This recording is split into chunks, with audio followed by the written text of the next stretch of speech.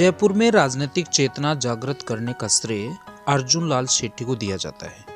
सेठी जी ने कहा था, यदि मैं अंग्रेजों की नौकरी करूंगा तो अंग्रेजों को भारत से कौन निकालेगा। 1905 में सेठी जी ने जैन शिक्षा प्रचारक समिति का गठन किया, जिसका उद्देश्य राजनीतिक चेतना जागृत करना था। 1931 में कपूरचंद पाटनी द्वारा जयपुर प्रजामंडल की स्थापना की गई।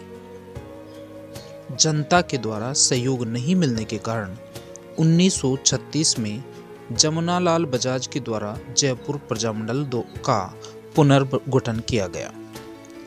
जमुनालाल बजाज ने प्रथम विश्व युद्ध के दौरान अंग्रेज सरकार की सहायता की थी, इसलिए अंग्रेज सरकार ने उन्हें राय बहादुर की उपाधि प्रदान की थी।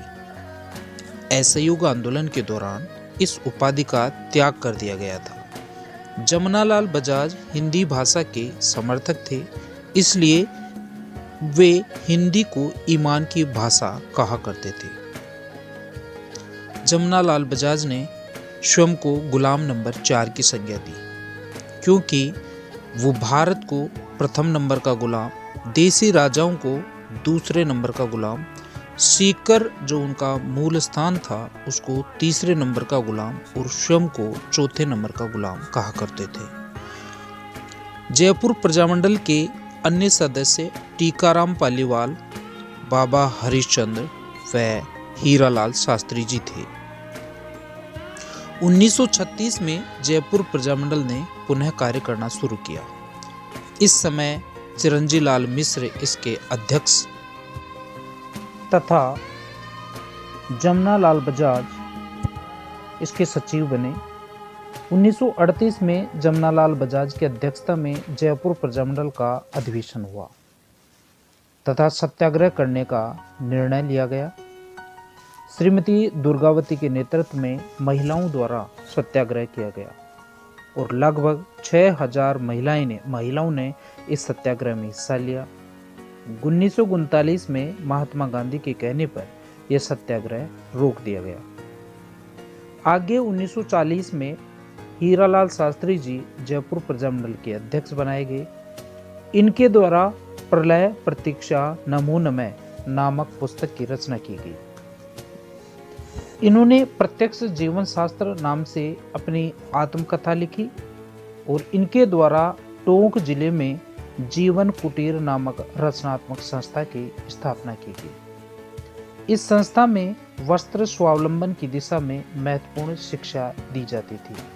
वर्तमान में यह संस्था वनस्थली विद्यापीठ के नाम से जानी जाती है, जो कि महिला शिक्षा का महत्वपूर्ण संस्था है।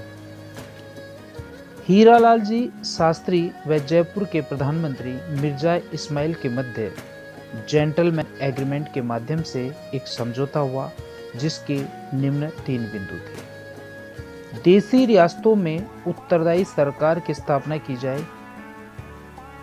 जयपुर की सरकार युद्ध हेतु अंग्रेजों को जन या धन की सहायता नहीं देगी। जयपुर की जनता को प्रभात फेरियां निकालने की अनुमति होगी। जेंटलमैन एग्रीमेंट के बाद हीरालाल शास्त्री जी ने जयपुर में भारत छोड़ो आंदोलन न चलाने का निर्णय लिया, लेकिन जयपुर प्रजामंडल के एक सदस्य बाबा हरिश्चंद्र ने जेंटलमैन एग्रीमेंट का घोर विरोध करते हुए आजाद मोर्चा नामक संगठन बनाया और इसी आजाद मोर्चे के नेतृत्व में जयपुर में भारत छोड़ो आंदोलन चलाया गया। 1945 में जवाहरलाल नेहरू के प्रयासों से आजाद मोर्चे का विलय जयपुर प्रजामंडल में कर दिया गया। बाद में 1946 में देवी शंकर तिवाड़ी के नेतृत्व में जयपुर में उत्तरदायी सरकार की स्थापना की गई तथा जयपुर प्रजामंडल का नाम बदलकर जयपुर जिला कांग्रेस कर दिया गया। कालांतर में स्वतंत्रता के बाद एकीकरण के चौथे चरण में जयपुर का विलय राजस्थान में कर दिया गया।